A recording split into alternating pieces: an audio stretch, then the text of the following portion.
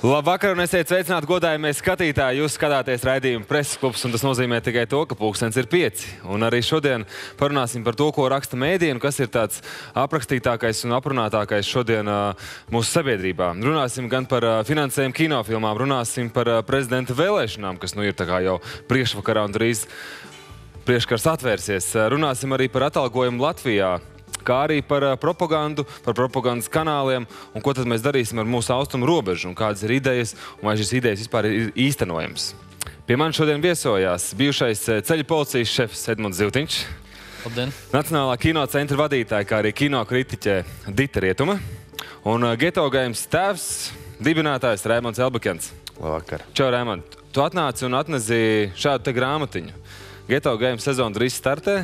Kas tāds ir un pastāst par šo visu? 13. maijā mums sākās sezona, bet tā ir tāda gan prezentācija, gan tāds savu veidu bukletiņš, ko es vienmēr ienesu kādiem draugiem, lai viņi zina, uz ko gatavoties šajā sezonā. Tur iekšā ir datumi lielākajiem pasākumiem. Tā kā, principā, tas bija veltījums tev un taviem kolēģiem. Forši, bet tas nozīmē veltījums arī skatītājiem.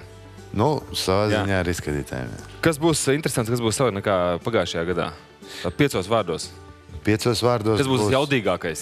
Būs 5 vārdos, būs 5 highlighti. Tā ir sezonas atklāšana, tas ir motociklu pasākums, tas ir Street Bike Freestyles, Geto Games festivāls Ventspilī, Geto Fight, Slamdunk konkurss un sezonas noslēgums. Tie ir tādi 6 lielie topiki, un tad skaidrs, katru nedēļu mēs spēlēsim Grīziņkalnā, tāpat arī 7 Latvijas reģionos, un tā.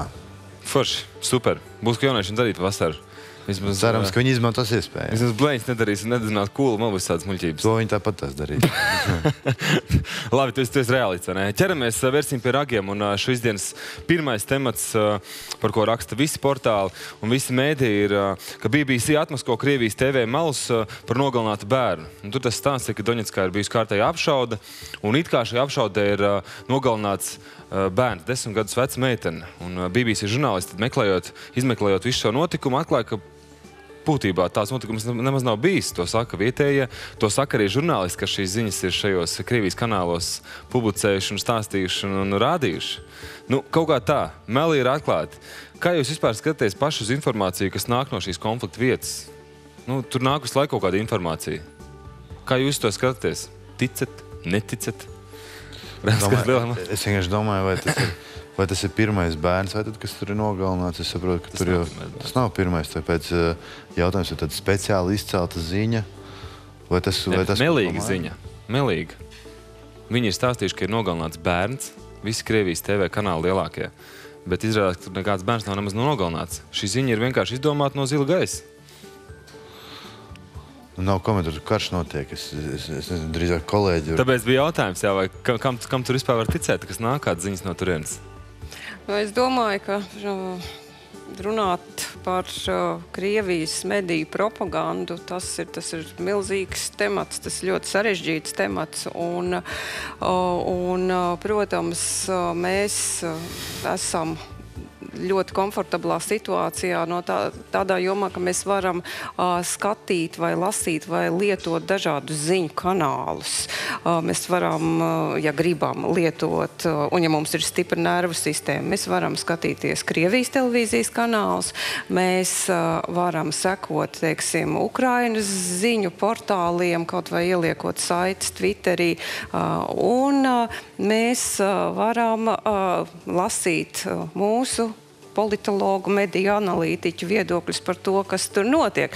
Bet es domāju, ka, labi, BBC atmasko šo konkrēto ziņu. Tā nav pirmā ne pēdējā ziņa, ko kāds ārzemju kanāls atmasko, un kā veidot propagandu, tas būtībā ir ļoti vienkārši stāsts. Un, ja mēs zinām, kā darbojās mediji, cik manipulatīvi mēdz būt mediji, kā mediji mēdz piespēlēt varai, cik milzīga ir valsts finansējuma daļa Krievijas medijos, kā šie mediji tiek centralizēti, tad es domāju, ka mums te nav vairs ko brīnīties, un tā ir viena, tas ir kārtējais pierādījums, ka Krievijā mediji strādā nodrošinot komfortablu telpu varai, varas ideoloģija, Putina režīmam, nekādi Vēl pajautāšu tev, kā cilvēkam no kinovidas. Pirms kāda laika bija šī filma Krimnaš, Krima mūsu. Tev ir nācies redzēt šo filmu, vai tu viņu vienkārši neesi? Nē, es neesmu konkrēti šo filmu neredzējis. Bet jautājums pat arī par filmu. Filmu mākslas filmas. Tas jau arī kā instruments būtībā ir, vai ne, tā pašai propagandai. Ne jau tikai ziņas, ka mēs tagad analizējam, tur ir raķete, tas ir nošauts, bet arī mākslas filmas, šo ne? Mēs nākam no mediju vides, jūs nākat no mediju vides. Mēs ļoti labi zinām, cik vienkārši ir uztaisīt ziņu, kas no vieniem un tiem pašiem uzņemtajiem kadriem komunicēs pilnīgi citu vēstījumu.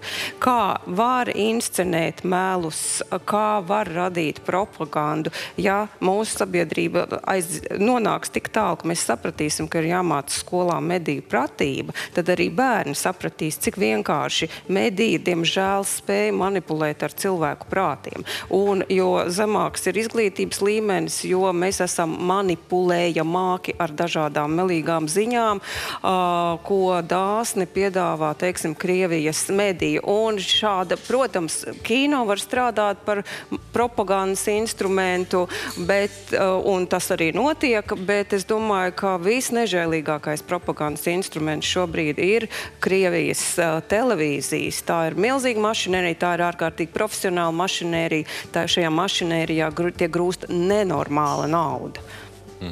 Edmund, tavuprāt, ir ko likt pretī šim lielajam?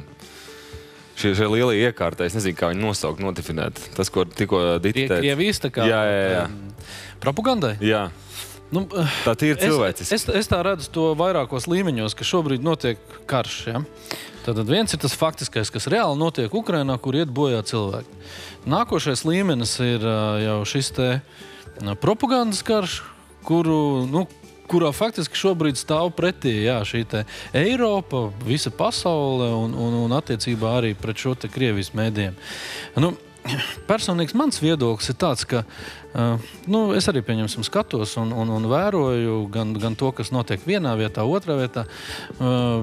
Es nezinu, kuram tur īsti ticēt. Es to tikai uztveru kā informāciju. Es tur neiedziļinos viņā. Uztveru, saprotu, ka karš ir ļoti slikti un nedod Dievs kādreiz kaut kas vispār tāds.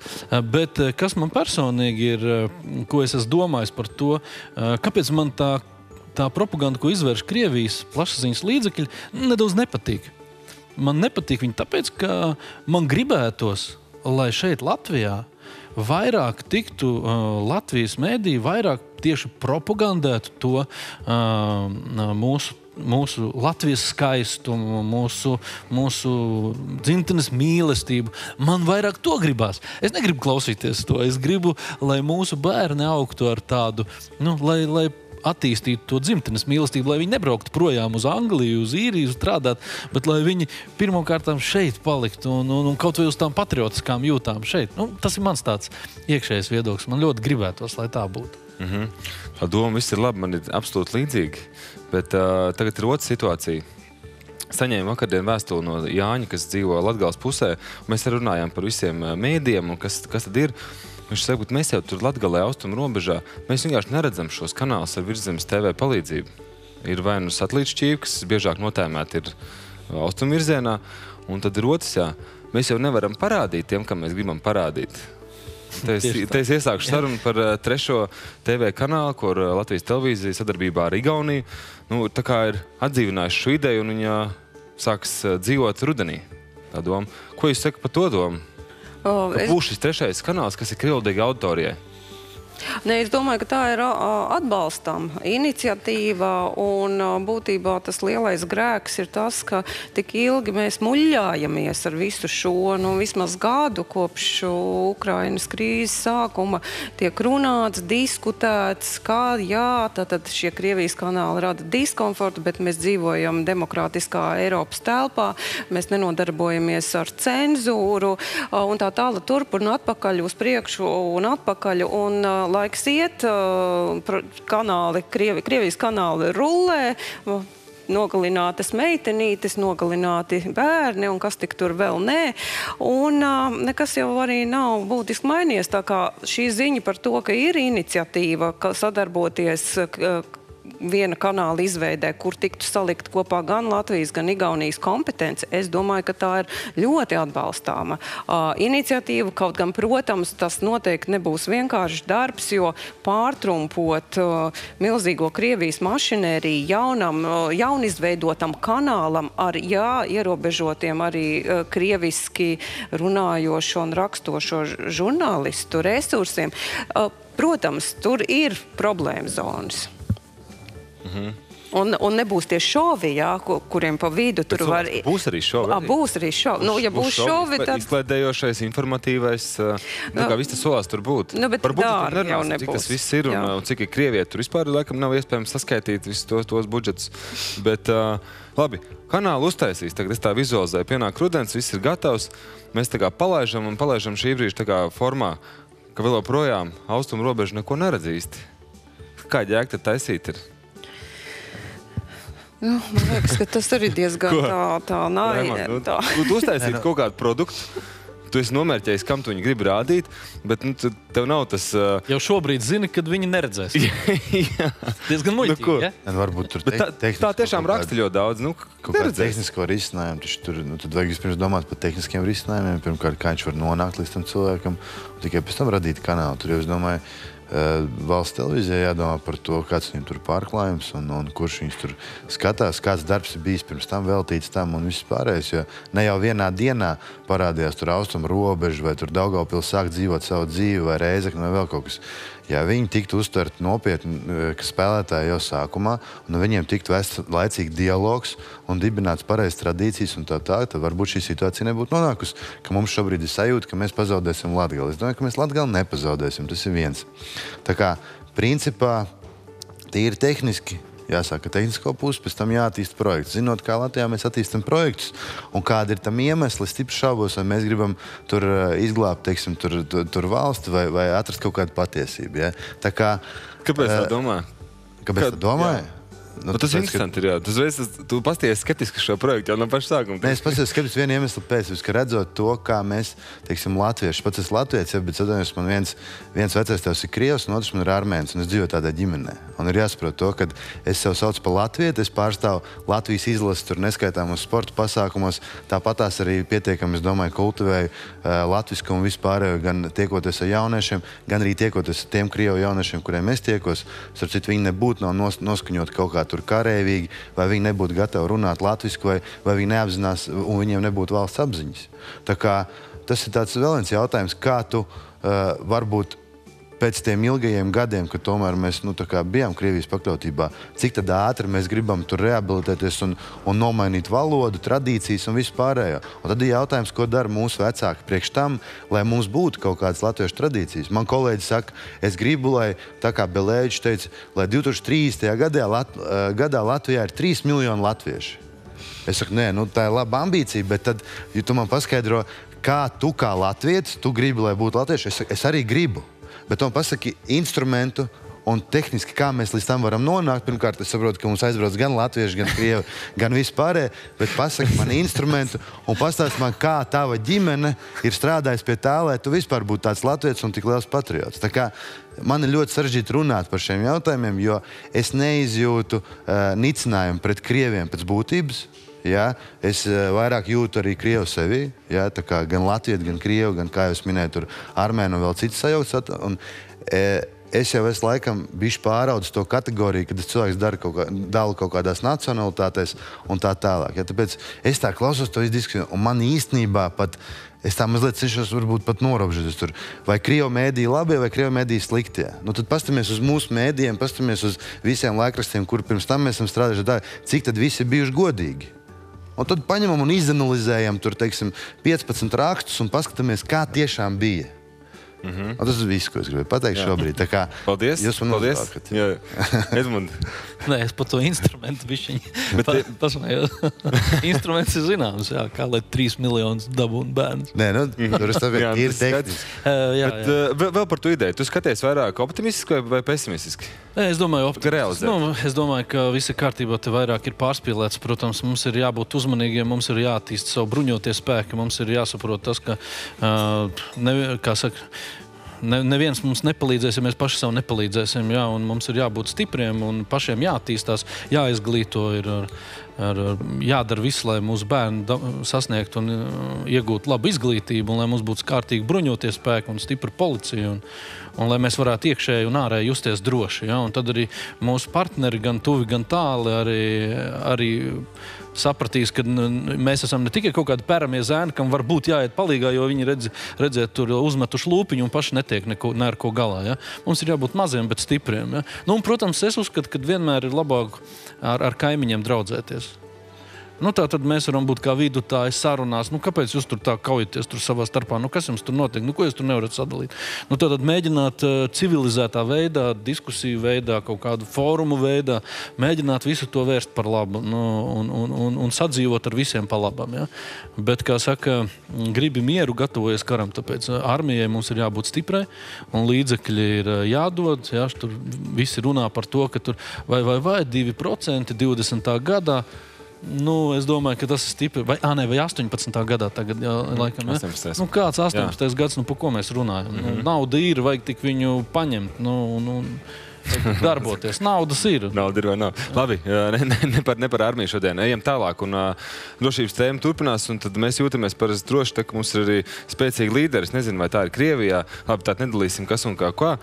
Un es jau te pieminēju, jo iepriekš teikto par vēlēšanu priekšvakaru, un šajā gadā tās ir prezidenta vēlēšanas, un tad, ir šķēpi tiek lausti jau diezgan daudz par to, kurš būs, un tad ir visādas spekulācijas un tā tālāk. Un kā Fēniks iznirst no ūdens, Vairs Vīķis Freibergs teiktais par to, ka kritiskā situācijā viņi arī varētu atgriezties un vēlreiz kandidēt prezidenta vēlēšanām.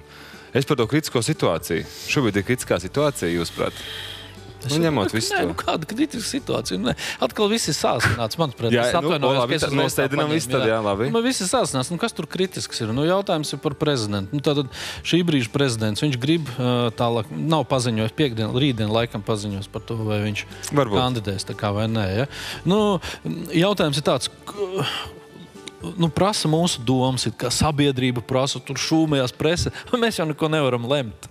Ko tu mēs varam lemt? Tur jau politiķi par to lem. Tātad tie, kas ir šobrīd ievēlēti Saeimā, par to lem. Viņi savstarpējās cīņas, izmantojot visa veida iespējas, gan tiešas, gan netiešas, gan pastarpinātas, gan atpakaļejošas, mēģinot ietekmēt.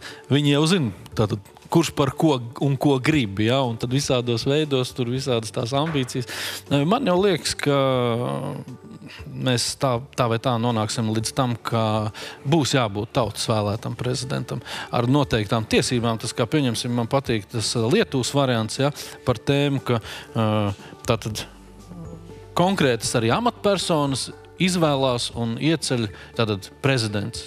Tātad prezidents ir uz 4 gadiem, tātad, es nezinu, valsts policijas priekšnieku, knābu priekšnieku, ģenerālu prokuroru, ieliek arī tur viņš paliek uz vēl vienu termiņu, tātad viņi arī teorētiski paliek. Man liekas, tāda tā sistēma vajadzētu būt, un prezidentam vajadzētu būt tautas vēlētam.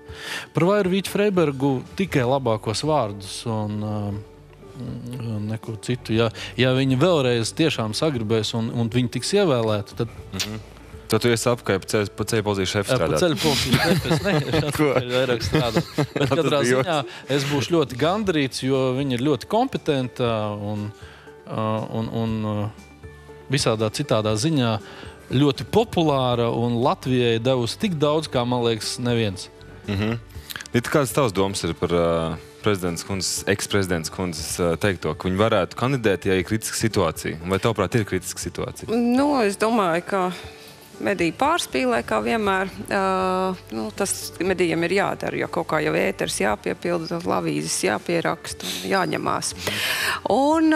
Bet es varu tikai pievienoties Zivtiņa kungam tai komplimentu virknē, ko viņš veltīja Vairs Vīķis Freibergas kundzei. Un es vispār uzskatu, ka šīs valsts labākā prezidenta ir bijusi sieviete, Freibergas kundze. Un Un šī valsts jau atkal ir pelnījusi prezidenti sievieti, pat ja tā nebūtu Svīķes Freibergas kundze, tad varbūt kādu citu kompetentu, prominentu personību.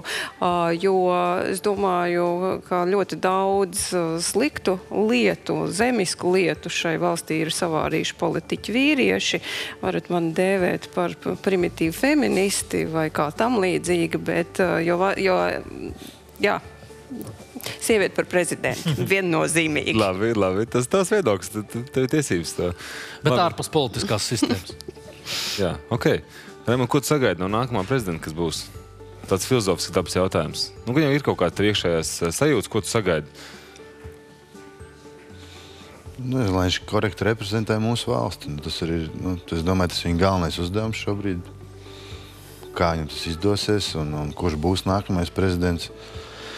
Es, ja godīgi neesmu tur baigi iedziļinājies tur tajā kandidātu sarakstā. Un tā kā jau... Sandra Kalniete, Mārtiņš Bondars, Levita kungs nemaldos, ir arī viens no... Bet viņi ir oficiāli izvirzīti? Es atvainojos. Viņi tie, kas tā kā varētu es tikai zinu, ka Bondar kungs ir oficiāli izvirzīti. Kalnietes kungs arī ir. Kalnietes. Tad ir Kramiņa kungs.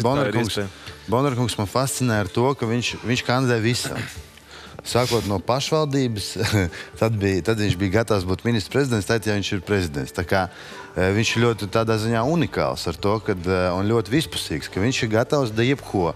Tāpēc es domāju, ja būtu kaut kāds, visu galaktiku vēlēšanas, visu galaktiku vadošais, kaut kāda prominenta ekscelence vai vēl kaut kas, tad es nešaubos, ka Bondarkungs akurāti būtu pie spoguļa sakārtojies un momentāli vēl pirms visiem izteica savu kandidatūru. Es principā varētu.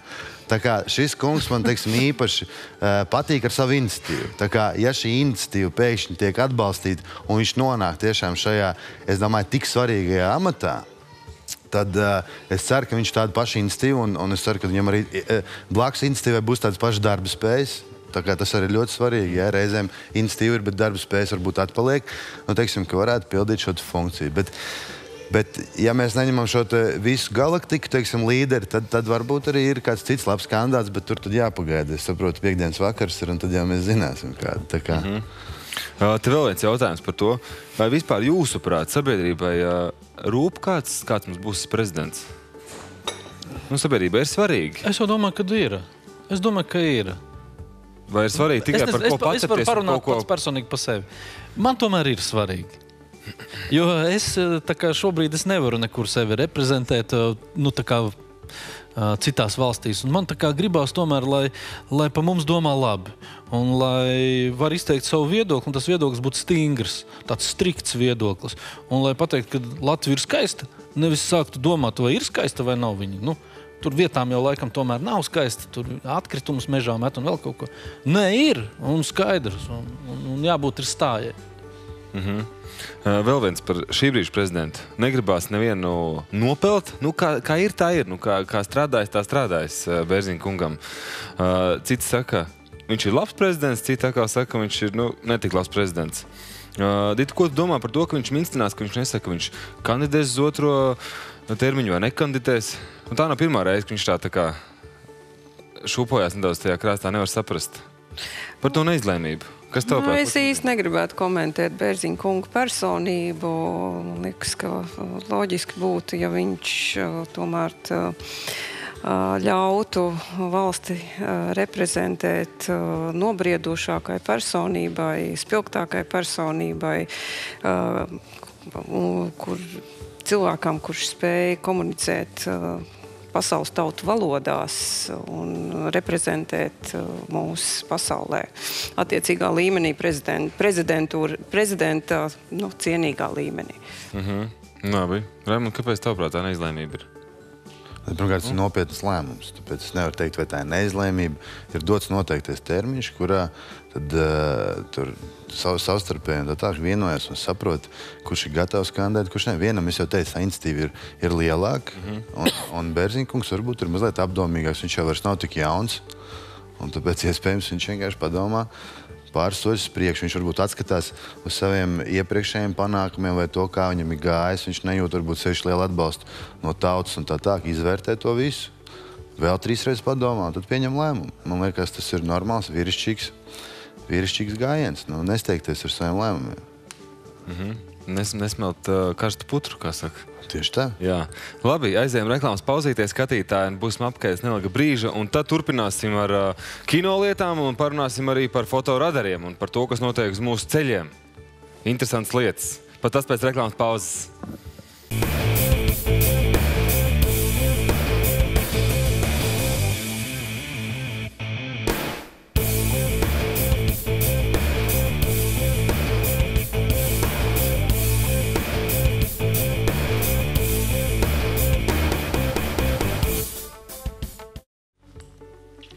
Labvakar vēlreiz skatītāji, prieks, ka esat vēl projām pie saviem TV ekrāniem, un mēs turpinām preses klubu. Un šīs dienas kārtējais temats ir par fotoradariem. Esam arī runājuši iepriekš par to visu, un tad ziņa ir interesanta. Portālā Delfi ceļiem darbojas 10 fotoradari, un pakāpeniski izvietos arī pārējos. Un tad šajā ziņā ir tāds interesants nians, ka vidējais pārkāpēja ātrums ir palielinājies no 147 km/h līdz 155. Pietiekoši daudz īstenībā tas viss ir. Bet kā cīnīties ar to, kas notiek uz ceļa? Tad, man liekas, ļoti daudz liek cerības fotoradariem. Tagad saliksim fotoradarus un viss būs super. Bet kur ir cita problēma, vai ne? Tu zini to problēmu? Nav jau tā, kad ir viena tabletīte, kuru iedod un viss izārstējās uzreiz. Tas jau ir milzīgi komplekss jautājums. Uzraudzība, likumdošana, ātrā medicīniskā palīdzība, glābēja dienests, izglītība, prevencija, apdrošināšanas galu galā, bonus malus sistēma, saistīta arī ar sodu sistēmu. Tā kā tas ir tāds milzīgs organisms, kurš ir jābaro regulāri, kurš ir labi jābaro, jāuztur formā, un ja viss šis mehānisms ir uzturēts labā formā, viņš labi strādā, tad arī tā kā bija no 2004. gada kritās šie bojā gājušo skaits. Ja? Tad, kad es savu laiku 2004. gadā sāku strādāt, bija pāri 500, 520 bojā gājušie. Ja? Tad, kad es pabeidzu, bija zem 200. Ja? Šobrīd ir atkal virs 200. Bet es vēlreiz saku, tas mehānisms, tas organisms ir jābaro. Šobrīd viņš netiek pienācīgi barots. Ja, un likt vienīgas cerības uz fotoradariem. Fotoradari, jā, tas ir vispopulārākais, visizplatītākais pārkāpums. Ja, bet viņš nekādā mērā nestrādās, ja, nedarbosies slēptās uzraudzības metodi, pārvietojamie fotoradari. Tātad cilvēka autovadītāja apziņā ir jānonāk līdz tam, ka noteikumi nav jāievēro tikai pie zīmes, kad ir fotoradars, vai tikai tad, kad tu redzi policijas ekipāžu. Tev ir pastāvīgi, vienmēr un visur jāievēro ceļu satiksmes noteikumi. Un tas ir jādara visiem. Un gadījumā, ja viņš to nedara, tad ir jāsaņem sods. Ir jābūt šai soda neizbēgamībai, kas šobrīd mums nav. Mēs jau varam, valstiski var ieviest šobrīd nāves sodu pa, es nezinu, pa jebko ceļu satiksmes noteikumu pārkāpumu. Bet ko tas loni, ja neviens jau tā pa lielam. Rīgā, jā, es piekrītu, Rīgā notiek. Rīgā ir daudz ceļu policistu un viņi kontrolē un strādā maleči ritīgi labi. Bet paskaties, kas reģionos notiek, tur nav nekā. Kas tur ir? Nekas jau nav. Tanī brīdī, kad uzsākās šis tas pirmais neveiksmīgi, kurš nomira, tas tehnisko līdzekļu ieviešanas projekts. Jā, kaut gan neviens politiķis toreiz neklausījās, ko es viņam teicu, ka nedrīkst tāda schēma būt, kad naudas pelnīšanas. Tad samazināja policistu skaitu, jā, apmēram 3 reizes samazināja. Trīskārtīgi man bija 1500 apmēram ceļu policijas inspektoru, samazināja uz 600 kaut kādu. Es gribu pētāt vēl vienu interesantu lietu. Kāds ir tas vidējais Latvijas autobraucēja profils? Kaut kāds pazīmes viņa. Viņa jau ir tāds policija. Vidējais? Jā. Grūti spriest. Droši vien gadi 25, apmēram 30. Kurš grib ievērot ceļa satiksmes noteikumus, bet ja viņam ļauj viņus neievērot, viņš arī labprāt ātrāk pabrauc. Ja? Un ja viņam neviens neko nesaka, tad viņš arī brauc tā, kā viņš pēc savām izjūtām. Ja? Bet katrā ziņā lielākoties cilvēki ir aizvien vairāk. Varbūt tagad tas ir nedaudz sabremzējies, bet vienalga autovadītāji paliek kulturālāki. Kaut vai tas pats rāvēslēdzēja princips strādā ļoti labi Latvijā. tolerantāki, vairāk sāk ievērot cita. Kā es vienmēr teicu, tas, ka jūs pārkāpjat ceļsardzes noteikumus, tā ir jūsu personīgā atbildība. Dariet to, ja jums tas ir nepieciešams, bet lūdzu netraucējiet citiem braukt. Ja? Nenervozējiet citus braukt, neradiet viņiem kaut kādas avārijas situācijas, ja? Tātad netraucējiet citiem. Braucat tā, bet netraucējiet citiem. Ja? Un es domāju, ka šobrīd jau viņš varbūt nedaudz ir palielinājies tas temps, bet vienalga, viņš ir uz pozitīvā, viņš ir iekļaujās šī kopējā Eiropas drošības sistēmā. Ja? Kā jau es iepriekš teicu, viņš ir vienkārši jābaro, labāk jābaro. Tas ir konkrēts akmens, lai piedod man, bet ministra dārziņā, iekšlietu ministra dārziņā. Jo viņam ir par to jāinteresējas, viņam ir jāuzdod jautājumu, kāpēc mums ir tik slikta situācija un kas mums ir jādara, lai mēs to situāciju uzlabotu. Man pajautāšu Rītēm Raimondam. Jūs arī esat ceļu satiksmes dalībnieki. Ko jūs sakat par to profilu un par to orgānu? Kur jūs, prāt, ir orgānā iemeties kaut kāda kļūme? Ir kļūme vai tad es vienkārši... Mēs jau redzam kļūmes pēc katriem svētkiem. Mēs skaitam statistiku, mēs skaitam avārijas, mēs skaitam, cik kurš ir ko pārkāpis, tur kādas rekordus mēs skaitam.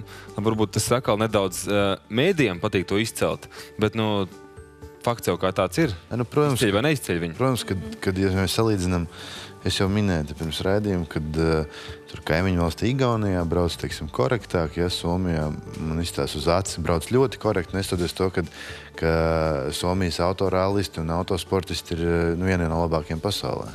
Tā jau salīdzina. Tas nozīmē, ka teiksim, tās braukšanas spējas mācās varbūt nevis uz ielas, bet gan paredzētās tam tur trasēs, sacensībās un visā pārējā. Ja? Ir, protams, jāparedz, kad ir cilvēki, kuriem ļoti patīk tehnika. Es noteikti arī esmu viens no tiem, kuriem ļoti patīk mašīnas, moči un viss pārējais. Ja? Un man liekas, ka baigi svarīgi būtu attīstīt, jo es vienkārši, es zinu to jomu. Un es varu pateikt, ka šodien nav, teiksim, kaut kādas tādas sacensības, kur tu varētu piedalīties un tev būtu interesanti tur braukt, tad tev jābūt milzīgai naudai. Ja? Jo pat Latvijas rallija čempionātā, teiksim, tu nobrauc 100 km tur 2 dienās. Tur ažiotāža ir milzīga, bet patiesībā 100 km pa dopiem tu nobrauc tieši 2 dienās, tu izterēsi ļoti daudz naudu, enerģiju vispārējā. Somijā, rallijā, tu atbrauc un tu nobrauc vienā dienā, tur tādā, neteiksim, ka pusamatieru, bet tādā ar priekšpiedziņām, pakaļspiedziņām, visi sacenšās ar ļoti līdzīgām mašīnām, un tas paliek uzreiz ļoti interesanti. Un tā, ka viņi paskrien pa tiem ceļiem, noslēgtajām trasēm un tā tālāk, tad viņi pēc tam vairāk pa ielu nesteidzās. Līdz ar to viena lieta ir fotoradari, ceļu policijas darbība un tā tālāk. Ja, protams, ka bišķiņ ir jābūt tādai bailītē. Ja tu pārkāpsi, tad tu saņems sodu. Ja. Uz ceļu, es domāju, tas darbojās uz lielāko daļu tiem, kas vēlētos pārkāpt. Ja. Ir jau vēl tā kategorija, kur vienkārši pēc būtības nevar pabraukt. Un tad tas ir vēl viens, teiksim, moments, kuriem es uzskatu, ka varbūt jāskatās, kā tās tiesības dod. Jo es braucu, teiksim, kaut kādiem paziņām, meitenēm. Man teiksim, arī ir kolēģis, ja, kuras viņai nav lēmts braukt ar mašīnu. Saprotiet, nav. Tiešām tā ir. Viņai ir vadīta apliecība. Un patiesībā, ja salīdzina, kurš no mums izdara vairāk bīstam situāciju, ja, tas ir ļoti, ļoti strīdīgs jautājums. Vai es tajā brīdī, kad es reizi par reizei kaut kur tur, teiksim, laideni izlaižu, tur, vai kaut kā tā, vai tas, ka viņa nemaz nepadomā. Viņai neiet kopā rokas ar kājām un galvu un redzi, un viņa nejūt vispār to pašu braukšanu. Ja. Es tāpēc zinu, kā liek tos eksāmenus. Viņš it kā no galvas iekaļ tāpat kā skolā no lapiņas. Viņš izbrauc pār Daugavu, un tad, kad viņam ir jābrauc pa Jūglu, tad viņš vairs pabraukt nevar. Viss ir beidzies. Es tā dzirdēju tikai no tiem, kas ir no provinces, no reģioniem. Kad brauc uz Rīgu, tad ir tā šausmīgi kustība. Dita, tavs vēl domas? Gan jau tās meitenes, kam tur rokas ar kājām neiet kopā un acis arī, gan jau viņas iemācīsies braukt. Nekad. Nē, par to es neesmu pārliecināta, jo es gribēju komentēt šeit atkal no kaut kāda tā dzimtes rakursa. Arī puiši. Bet negribēju. Bet pēc tam atteicos no šīs domas, bet tā kā jūs uzsvērāt to, ka meitenes nekādi nevar pabraukt, tad man ir tomēr jāsaka, man liekas, ka viss tā ceļu brutalitāte ir pirmkārt tāds postsociālismu sekas, kas vēl joprojām ir jūtams, un tajā visā uzskaitījumā, kas ir jādara, kā ir jābaro sistēma, lai nebūtu tā, kā ir. Man ļoti patika šis izglītības pieminējums, jo skaidrs arī drošību uz ceļiem ir saistīts ar kaut kādu kultūras, izglītības līmeni, ar to, vai jūs cienat savu līdzbraucēju vai pretī braucēju. Nu, tieši tā. Un es tiešām nesaprotu, kāpēc ir kaut kur jādrāžās. Un piedodiet, kāpēc vīriešiem ir kaut kur ar tām savām automašīnām. Nē, tur ir ļoti daudz sievietes ar vielām. Tā kā jūs nestāstiet, ar BMW ir ļoti daudz uzbudinātas sievietes, kuras sacenšās un skrien un nesās, un reizēm pat viņām līdz nevar tikt. Tā kā tas nav tik viennozīmīgi, un starp citu, kādreiz sociālismā tik daudz sievietes nebrauc mašīnām. Tagad ir daudz vairāk. Un ar BMW nebrauc vēl piebilst. Vairāk ar Jūs tieši pieskāties manam nākamajam jautājumam par to psihi. Un kas tad notiek pirms sēdēs pie stūres, un arī Pauls Timrots savā raidījumā Zebra arī šo jautājumu tā kā ir sācis šķetināt. Nu, kādi mēs esam, ka mēs pie šīs stūres piesēžamies? Tas ir visbiežāk notiek avārijas, ir bijuši kaut kādi konflikti iepriekš, darbā ir bijuši kaut kāds ziepes, kaut kādas sadzīviskas lietas, un tad cik mēs esam psiholoģiski noturīgi. Un tajā vājam brīdī mēs, laižam. Un te ir runāts arī par to, ka varbūt tiem, kam ir kaut kādas šādas situācijas, avārijas bijušas, varbūt viņam vajadzētu reizi gadā aiziet pie psihologa, un lai viņš parunājās ar viņu un pastāst, kas tur ir, vai viss kārtībā, vai tu vari braukt, vai nevar braukt. Ko jūs sakat par tādu ideju? Un tas ir tikai viens no variantiem. Protams, labs variants. Tādu variantu ir diezgan daudz. Ja? Un šī brīža situācijā, es domāju, mūsu dienestiem, atbildīgiem dienestiem, kas vispār rūpējās par satiksmi mūsu valstī, jo tie ir cilvēki, kas rūpējās reāli par cilvēku dzīvībām. Ja? Viņiem ir jābūt idejām. Paulam ir ideja, atbalstām visnotaļ, bet viņas idejas var būt arī vairākas, un jāizskata ir vairākas, un jāstrādā ir vairākos virzienos. Pieņemsim, 10 virzienos strādās, 2, 3 izšaus un būs labi. Ja?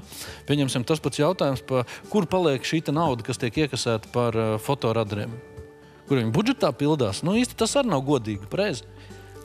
Kāpēc viņi nevarētu, pieņemsim, tikt dota priekš tam, lai izglītotu jaunos autovadītājus, tātad, kuriem nav stāža, pieņemsim, vienu reizi pa tiem 2 gadiem, kaut vai vienu reizi pa šiem 2 gadiem, viņam būtu bezmaksas kursi drošās braukšanas skolā. Es ļoti atvainojos, ka vienkārši izteicu, jo man vienreiz dzīvē bija 11 punkti, kad tikko parādījās. Jūs bijāt Svētdienas skola. Man bija svētdienas skola. Es atceros to sestdienas rītu, bija ārā pavasars, un mēs kaut kur tur pie policijas akadēmijas, Mešparkā, kur man bija jāaiziet uz to svētdienas, jo es gribēju tos 2 punktus nodzēst. Man tur man vienreiz iedeva, otrais, tur kādām 3 reizēm, man jau bija 11. Es saprotu, labi, значит, šitā laikam braukt nevar. Tas bija mans sākums. Tas bija kad gadu 8 atpakaļ. Es aizgāju uz to svētdienas skolu, un es teikšu godīgi, man kad uzliku uz tāfeles priekšā, cik es varu vinnēt un cik es varu zaudēt, tad es bišķi sāku domāt. Un tā kā es tur nosēdēju visu dienu, un tā auditorija, tur aizkara nekā nav, un saules puse. Un es sēžu, es esmu viss slapšs, es nevaru ne tur pēlpot, neko, bet man stāv priekšā, vairāk speciālisti tur bija. Un tad, viens tur par medicīnu, par to vispār, kā ir, tur, teiksim, rādīt tur invalidrātiņos, kā tu nonāc, tad rādīt, cik tu vari vinnēt, cik tu vari zaudēt, un tad rādīja visas tās situācijas, teiksim, visbīstamākās situācijas, tur, teiksim, uz lauku ceļu, tur, ne uz lauku, bet tu brauc pa šosei, kāds brauc ārā, tu ej uz apdzīšanu, viņš nepamana, viņš rauj ārā, un viss notiek, teiksim. Un es tīnu sev pa to galvu, es domāju, cik ir tās baltās līnijas pārbraukts un tā. Es domāju, paldies Dievam, kas es dzīvs. Un patiesībā pat man, kurš ir aktīvs jaunietis pēc savas būtības, tīpaši tajā laikā, man tiešām ļoti daudz deva tā svētdienas skola. Es naturāli varu pateikt. Jo tās ir lietas, kuras autoskolā nemāca. Ir daudz tādas lietas, kā rīkoties. Tāpēc, kad viņiem ir programma, pieņemsim, kas ir standartā, kas ir jāzina, un iziet jau viss no tā, ka iemācies to, kas tev ir nepieciešams, tātad un savādāk nedari, un tad viss būs kārtībā. Bet dzīvē jau tā nenotiek. Dzīvē notiek tas, ka pēkšņi tev ir jāizvairās, un tu no asfalta paķer nomalīti, kur ir grants, kā tu rīkoties. Ja tu ātri parauc tu nobīsties un ātri parauz stūri atpakaļ, būs kūlenis. Ja? Piemēram, daudz to nezinu. Ja tu paķēri to maliņu, tad arī pabrauc pa viņu un lēnām atej atpakaļ. Kas notiek, pieņemsim, pagriezienos pēc ziemas, kad ir smiltis daudz? Ja? Kas notiek, ka tev ir priekšpiedziņa un aizmuguriznes, kad tev ir pakaļpiedziņa un tās ir tādas lietas, kuras var tikai izbaudīt pats uz savas ādas, un tas būtu ļoti labi, ja to izbaudītu trasē ar instruktoru. Ja? Un šī nauda varētu kalpot, taisīt poligonus, taisīt trases.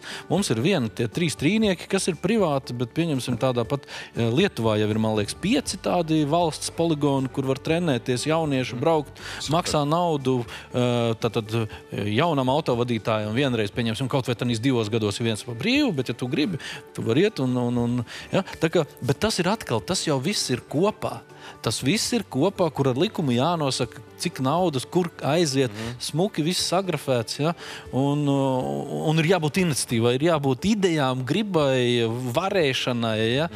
Šobrīd ir tā, ka policija var, bet izskatās, ka viņai īsti neļauj to darīt. Ja? Nu, man tā izskatās no malas. Jo ir citi nodokļi. Tev pašam ir kāds punkts bijis? Nē, nav. Nav neviena pārkāpuma. Kaut gan man ir bijis atgadījums dzīvē. Es biju tanī laikā, es Rīgā strādāju, ka man bija vienā krustojumā Hanzas un eksporta mēneša laikā 3 negadījumi. Nu, man visu laiku tur, es nebiju vainīgs nevienā, bet vajag ir gadīties. Un tie arī ir vienīgie, kas man ir bijuši. Ja? Tā mēdz gadīties. Kā tev ir? Man ir bijuši punkti, bet ir nodzēsušies jau noilguma dēļ. Jā. Par ko bija punkti? Lai nu tas paliek. Ja jūs netikāties sveitiešu skolā, tad mazāk kā tev. Nē, man bija 4, tikai 4 punkti. Vienā reizē uzreiz? Nē. Jā. Viena ideja. Vakar mēs runājām par fotoradariem un ciemos bija Valds Melders. Un tu viņš teica, klausies... Bet tas bija saistīts ar sievišķību vai ar agresiju? Ar nervozitāti. Tas ar agresiju.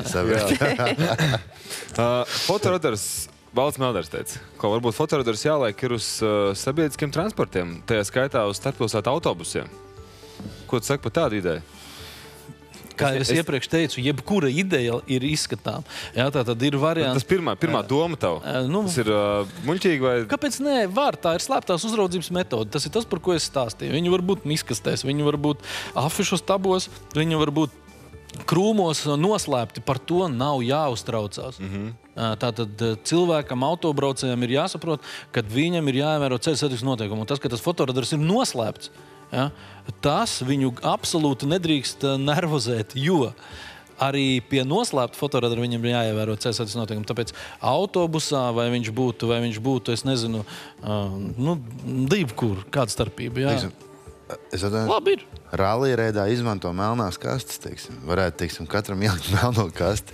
Tad jau vienkārši tu redzi, kādā ātrumā viņš brauc vienīgi slikti. Tad, kad iet tehnisko apskati, tad nodod savu melno kasti, viņi pastāstās, tur un tur es pārkāpstu. Jā, tāda varētu būt. Es momentāli pārēju uz velosipēdu. Teiksim, kamēr vēl velosipēdu var braukt, teiksim, ātrāk pa 30 km/h, tur baigi sapūt vaigus. Tikmēr es pārēju tad uz ekstrēmāku kaut ko. Jā. Nu labi, šodien nav tikai negatīvas ziņas un par kaut kādiem notikumiem, par traģiskiem notikumiem, bet arī ir pozitīvas ziņas. Un visi šodien Latvijas portāli, iespējams arī ārpus Latvijas robežām, rakstīja par to, ka ir sadalīta nauda mākslas filmām, animācijas filmām un tā tālāk. Dita, pastāsti, kā tas notiek katru gadu? Tagad atnāk mākslinieki, atnāk režisori, producenti, iesniedz savus projektus. Kā notiek tā izvērtēšana? Iegūst to naudiņu. Jā, diez vai ārpus Latvijas robežām portāli par to rakstīja. Es teicu, varbūt. Varbūt, jā, bet šodien noslēdzās Nacionālā kinocentra ikgadējais konkurss filmu ražošanai. Tika sadalīti vairāk nekā 900 000 eiro, un tie tika atbalstīti 35 projekti. Animācijas filmas, dokumentālās filmas un arī 2 spēļu filmas. Man ir tāds jautājums. Cilvēki noteikti ir kaut kāda cerība par to, ka vai kāda no šīm filmām, kas ir atbalstīta, viņi izies tā kā pasaules plašumos un būs būs redzama kaut kas pasaulē? Jācer uz to, jo, protams, parasti visvairāk runā par spēļu filmām, un arī šoreiz konkurence bija ārkārtīgi sīva. Bija iesniegti 8 spēļu filmu projekti, atbalstījām mēs tikai 2. Tātad, ko nozīmē mēs, tā ir ekspertu komisija, kurā ir sapulcējušies, kur ir sapulcināti kompetenti nozares eksperti. Šoreiz tie bija režisors Pēters Krilovs, kino izrādīšanas izveidotājs Latvijā Ati Samoliņš un kinocentra pārstāvs Ulds Dimiševskis, un arī ļoti cītīgi viņa vērtēja šos te projektus, un tā kā ir uzvarētāja kategorijā ir Jānis Norts un Aiks Karapeķjans, tie ir ļoti talantīgi 30-gadīgo paudzes pārstāvi, režisori, kuru iepriekšējās filmas ir guvuši atzinību gan Latvijā, gan pasaulē, tad es domāju, ka šīm filmām varētu būt potenciāls. Aika Karapeķjana filmas nosaukums ir Pirmdzimtājs. Tas ir trilleris tādai vīriešu auditorijai, jaunai auditorijai, un Jāņa Norda filmas nosaukums būs Ar putām uz lūpām. Arī tā ir filma par mūsdienām ar tādu spriedzes elementu. Tā kā būtībā tās ir skatītājiem draudzīgas filmas. Tie nav tādi ļoti sarežģīti mākslnieciskie eksperimenti. Man jāpalabo sevi. Es pārteicos, bija iesniegt 35 projekti. No tiem, protams, mēs neatbalstījām visus. No 8 spēļu filmu projektiem mēs atbalstījām 2 spēļu filmu projektus. Ir atbalstītas 6 animācijas filmas un 4 dokumentālas. Klausies, nozīmē, ka Letiņa ir tāda aktīva filmu taisītāja? Armēņi arī tajā skaitā. Nē, Tas ir daudz vai maz? Man nav atskaits punkts. Tāda filmu projekti, tas ir bijuši konkursi, kur tiek iesniegt lielāks projektu skaits. Jāsaka, ka kāpēc, lai latvieši nebūtu aktīvi kino veidotāji, mums ir lieliskas tradīcijas, mums ir bijis brīnišķīgs kino, arī tālajos padomju laikos, un ir arī potenciāls šodien. Vajag tikai tās līdzekļus un iespējas realizēt. Ko tu saki par tādiem pārmetumiem, ko es esmu dzirdējis, ka atjaunotās Latvijas kino, viņš nav tik kvalitatīvs, kā tas ir bijis pie nosauktie padomu laiki un iepriekšējie laiki, kad šodienas kino atpaliek no tā kvalitātes ziņā, izpildījuma ziņā un satura ziņā. Tu esmu nedzirdējis to pašu. Protams, es esmu dzirdējis. Es varu teikt, ka ir zināmi iemesli, lai tā spriestu, lai to teiktu, bet tad, lai izvērstu atbildētu šo jautājumu, tad man būtu jāanalizē, kā funkcionēja kinofinansēšanas sistēma Padomju Savienībā un kādas bija auditorijas tām Latvijas filmām. Tās ir pilnīgi citas sistēmas, un sāksim ar to, ka pirmajos Latvijas neatkarības gados kino vispār nebija naudas. Tas kino bija tuvu, faktiski nebija nekā. Objektīvi. Kam? No kā? Lai apmierinātu visu prasību. Normālā. 100 miljoni. Uz šo konkrēto konkursu bija projektu kopējais pieprasījums pār pa 3 miljoniem eiro. Tas faktiski ir, kā saprotiet, mēs... Viens trešais kanāls. Ko nobeigumā jāpajaut arī večiem? Kas ir no jūsu latviešu kino? Tas jūsu favorīts? Ņemsim visu tādu kopā. Visu lielo... Kas ir jūsu favorīts? Visu, kas ir bijis? Jā. Es nezinu, tur jau klasika. Limuzīns Jāņa nakts krāsā, Velna kalpa. No jaunajiem kaut ko? No pēdējo gadu laika? Pēdējiem 10 gadiem. Acīm redzot, šī patriotiskā filma, kuras mums ir stipri pa mazu, un es uzskatu, ka vajadzētu viņas valstī vēl vairāk par šo te mūsu neatkarības cīņām un par mūsu strelniekiem. Un to vajadzētu kultivēt, un es domāju, ka vajadzētu arī pa mūsu senākā laika vēsturi, jo tomēr mēs esam, mums ir varenas saknes, gan kurši, latgaļi, zemgaļi. Man liekas, ka tas būtu ļoti vareni, ja varētu uztaisīt ar Melu Gibsonu galvenā lomā. Būs mums filma par Namei. Raimonda, tavs favorīts. Pirmkārt, es atkal... Es neslēpšu ļoti aktīvs, un es ļoti maz skatos televizoru. Līdz ar to, cik latviešu filmas maz iet, teiksim, kinoteatros, vismaz tajos populārajos kinoteatros, uz kuriem es dažreiz aizēju tomēr. Tad man ļoti patika Sapņu komanda. Tāda viegla, kvalitatīva priekš Latvijas. Man ļoti tieši... Sentimentiņš bija, un tās epizodes atkārtojas. Es pilnīgi redzēju to, es izdzīvoju, var teikt, to geto projektu caur to filmu, kā viss tas notiek, tā viss tā ņemšanās. Jā. Un es ieraudzīju tur gan savu draugu Šnepu tajā filmā, gan ieraudzīju arī tur, teiksim, labos. Ja? Tā kā man tiešām patika, un es viņu pat tā paskatos, kā 3 reizes redzējis, ja? Tā kā tur cepura nožu džekiem, kad viņi kaut ko tā dabūja gatavu. Nu, tīpaši zinot to Latvijas gan finansējumu, gan resursus, gan iespējas, gan visu pārējo, ja? Nu, forši, ka var sadoties rokā un radīt kādu tiešām lielu projektu. Tā kā... Kas tas, ko tu pēdējo esi redzējis no Latviešu filmām? Nākot uz studiju, mēs skatījāmies filmu Mans tēvs banķieris, kas ir tikko pabeigta un ir veltīta kādreizējum Top bankas. Tā ir tāda slavena bankrotējusi banka 90. gada sākumā, kur banķieris aizlaidās no valsts. Slavens? Nē, Osipovs, ja es nemaldos viņu sauc. Viņš aizlaidās no valsts ar 6 miljoniem latu. Tā ir filma par šo cilvēku. Viņš dzīvo Malaizijā, Trako mājā vai psihoneiroloģiskajā klīnikā, dzīves vesels, fascinējošs stāsts. Tu filmu reiz redzēt? Vēl nav bijusi pirmizrāde, būs tā kā Mans tēvs banķieris. Jā, dokumentāls Mans tēvs banķieris. Gaidam. Es jums saku paldies. Paldies, ka nācāt ciemos, veltījāt savu laiku. Un skatītāji, paldies arī jums, ka bijāt kopā un tiekamies rīt 5:00. Atā! Paldies! Paldies!